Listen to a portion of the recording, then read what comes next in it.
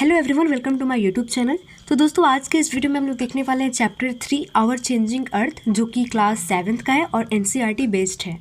ठीक है दोस्तों, तो इसके पहले भी मैंने वीडियो पोस्ट कर रखा है। ठीक है, सबसे पहला हमने रिसर्चेस पढ़ा था, है ना। फिर हमने पढ़ा था inside our earth, and then हम पढ़ेंगे आवर चेंजिंग अर्थ, जो कि 3rd चैप्टर है। ठीक है, तो चलिए हम लोग शुरू करते हैं। तो सबसे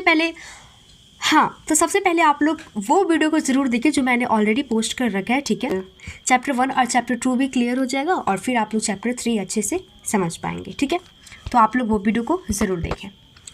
तो शुरुआत करते हैं शुरुआत से। ठीक है, the lithosphere is broken into a number of plates known as lithospheric pallets. ठीक है, अब यहाँ पे हम लोग समझेंगे कि लिथोस्फेयर पैलेट्स मतलब लिथोस्फेरिक पैलेट्स क्या होता है। ठीक है, तो जो लिथोस्फेयर होता है, ठीक है, तो वो नंबर ऑफ पैलेट्स में ब्रोकन डाउन जब हो जाता है, ठीक है, तो उसको हम लोग क्या बोलेंगे, लिथोस्फेरिक पैलेट्स बोलेंगे। ओके, नेक्स्ट है हमारा, you will be surprise to know that this pallets move around very slowly. अब ये इसमें ये बोल रहा है कि आप लोग ये जानकर बहुत ही सरप्राइज होंगे, ठीक है, कि जो पैलेट्स है वो स्लोली मतलब वेरी स्लोली मूव करता है। ठीक है, मतलब मूव करता है very slowly, just a few millimetres each year. This is because of the movements of the molten magma inside the earth. अब यहाँ पे ये बोल रहा है कि ऐसा इसलिए होता है, ठीक है, क्योंकि जो मोल्टेन मग्मा हमारे अर्थ के अंदर है उसकी वजह से ये स्लोली मूव करता है। ठीक है, the molten magma inside the earth moves in a circular manner as shown in activity. अब यहाँ पे ये बोल रहा है कि जो हमारा मोल्टेन मग्मा है तो वो इनसाइड द अर्थ मूव करता है इन अ सर्कुलर मैनर में। ठीक है, नेक्स्ट हमारा दोस्तों ये बोल रहा है, the movement of this pallets causes changes on the surface of the earth. ठीक है, अब यहाँ पे ये बोल रहा है कि जो मूवमेंट होता है पैलेट्स का, ठीक है, तो वो कुछ कॉज करता है, changes on the earth surface, मतलब वो सरफेस पे कुछ चेंजेस करता है। The earth movements are divided on the basis of the forces which cause them. The forces which act in the interior of the earth are called as endogenic forces. अब वैसा force दोस्तों, ठीक है, कि जो interior of the अर्थ में act करता है, मतलब तो उसको हम लोग क्या बोलेंगे, इंडोजेनिक फोर्सेस बोलेंगे। ठीक है, and the forces that work on the surface of the earth, और वैसा फोर्स, ठीक है, कि जो अर्थ के सरफेस पे वर्क करे तो उसको हम लोग बोलेंगे एक्सोजेनिक फोर्सेस। ठीक है, यहाँ पे फिगर दिया हुआ है 3.1, एक बार हम लोग इसे भी देख लेते हैं। ठीक है, इवोल्यूशन ऑफ लैंड फॉर्म्स। ठीक है, तो यहाँ पे दोस्तों क्या बोल रहा है, अर्थ के मूवमेंट्स यहाँ पे दिए हुए हैं कि एक एंडोजेनिक होता है और फोर्सेस होता है और एक एक्सोजेनिक होता है। ठीक है, तो जो इंटीरियर ऑफ द अर्थ हो उसको हम लोग फोर्स एक्ट करे उसको हम लोग क्या बोलेंगे, एंडोजेनिक फोर्सेस बोलेंगे, और जो मतलब सरफेस पे करे फोर्स एक्ट तो उसको हम लोग बोलेंगे एक्सोजेनिक। ठीक है, उसके बाद यहाँ पे भी टाइप्स दिए हैं सडन फोर्सेस का, अर्थक्वेक, वोल्केनो, लैंडस्लाइड्स। उसके बाद यहाँ पे डिसएस्ट्रोट्रॉपिक फोर्सेस जैसे कि बिल्डिंग, माउंटेन्स। ठीक है, उसके बाद यहाँ पे इरोजनल एंड डिपोजिशनल जैसे कि river, wind, sea waves and glacier. ठीक है, तो इसके बारे में हम लोग आगे पढ़ेंगे। ठीक है, तो यहाँ पे मे बी आप लोगों को क्लियर हो गया होगा। तो नेक्स्ट हम लोग चलते हैं, एक बार यहाँ पे देख लेते हैं ग्लोसरी में। Lithospheric pallets, the earth crust consist of several large and some small rigid irregularly shaped pallets which carry continents and the ocean floor. यहाँ पे ये बोल रहा है कि जो अर्थ के क्रस्ट होते हैं, ठीक है, तो वो बहुत सारे consist of several large and some small rigid. ठीक है, तो वो रिजिड होते हैं सबसे पहला बात, ठीक है, और लार्ज होते हैं। ठीक है, और उनका शेप भी जो है वो इरेगुलरली शेप्ड पैलेट्स है। ठीक है, विच कैरी कॉन्टिनेंट्स, जो कि कॉन्टिनेंट्स को कैरी करते हैं, एंड द ओशन फ्लोर। ठीक है, यहाँ तक आप लोग को क्लियर हो गया होगा मे बी।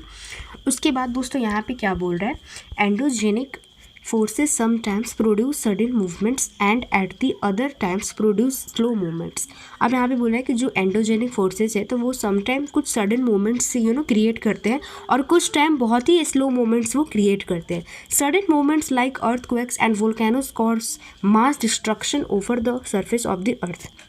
अब जैसे कि यहाँ पे सडन मूवमेंट जैसे कि अर्थक्वेक हो गया या फिर वोल्केनो हो गया, ठीक है, तो ये क्या करते हैं, मतलब डिस्ट्रक्शन कर देते हैं over the surface of the अर्थ, पूरा तोड़फाड़ कर देते हैं। ठीक है, यहाँ पे ये बोल रहा है। नेक्स्ट है हमारा दोस्तों, a volcano is a vent opening in the earth crust through which molten material erupt suddenly. अब यहाँ पे ये बोल रहा है कि जो वोल्केनो है, ठीक है, तो वो वेंट ओपनिंग है, ठीक है, अर्थ क्रस्ट में, ठीक है, जहाँ से मोल्टेन इरप्ट हो जाता है सडनली, ठीक है। यहाँ पे फिगर भी दिया है और वोल्केनो, यहाँ पे आप लोग देख सकते हैं गैसेस एंड एसेस ऊपर से निकल रहे हैं। उसके बाद ये है क्रैटर, ये वेंट जो ओपनिंग हो रहा है, ठीक है। ये लावा हो गया रेड रेड कलर का यहाँ पे, ठीक है। ये क्रस्ट हो गया आप लोग का, मेंटल हो गया।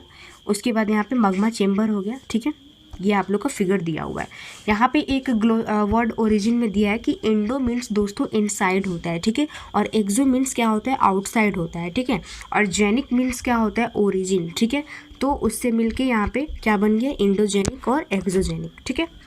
नेक्स्ट हमारा है similarly when the lithospheric pallets move, जैसे कि लिथोस्फेरिक पैलेट्स जब मूव होते हैं the surface of the earth vibrate, जो सरफेस ऑफ द अर्थ जो है वो वाइब्रेट करने लगता है, ठीक है। The vibration can travel all around the earth, और जो वाइब्रेशन है वो सारे मतलब पूरे ऑल अराउंड द अर्थ में वो ट्रैवल कर सकता है, ठीक है। दिस वाइब्रेशन कॉल्ड अर्थक्वेक, और इसी वाइब्रेशन को हम लोग क्या बोलते हैं, अर्थक्वेक बोलते हैं, ठीक है। क्या बोलते हैं दोस्तों, अर्थक्वेक। और जैसे कि आप लोग 3.3 यहाँ पे फिगर दिया हुआ है, ठीक है। ओरिजिन ऑफ एन अर्थक्वेक यहाँ पे दिया हुआ है, ठीक है।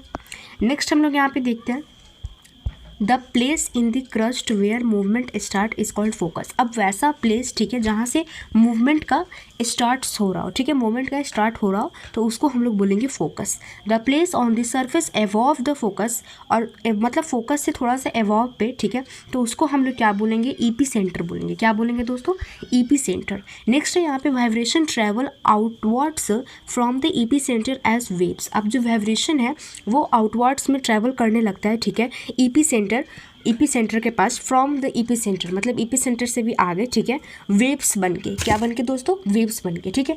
उसके बाद यहाँ पे बोल रहा है ग्रेटेस्ट डैमेज इज यूजुअली, अब यहाँ पे बोल रहा है जो ग्रेटेस्ट डैमेज है usually closest of to the epicentre and the strength of the earthquake decreases away from the centre, ठीक है। अब वो जैसे जैसे आगे बढ़ेगा ना तो जितना वो वाइब्रेशन सेंटर पे कर रहा था ना उससे वो मतलब वहाँ पे वो कम होते जाएगा, ठीक है। अब जैसे कि वो ईपी सेंटर पे गया तो ज़्यादा वाइब्रेशन तो ईपी सेंटर पे ना रहेगा, ठीक है। ये जैसे कि ये क्या हो गया, आपका ये फोकस हो गया, तो जब वो फोकस पे है तो वो फोकस पे वाइब्रेशन करेगा, और जब धीरे धीरे जब आगे बढ़ेगा तो यहाँ का जो होगा वो डिक्रीज हो जाएगा, यहाँ पे वही बोल रहा है, ठीक है। नेक्स्ट हम लोग चलते हैं although earthquakes can not be predicted. यहाँ पे जैसे कि अर्थक्वेक को हम लोग प्रिडिक्ट नहीं कर सकते, the impact can certainly be minimised if we are prepared beforehand. Some common earthquake prediction method adopted locally by people include studying animal behaviour.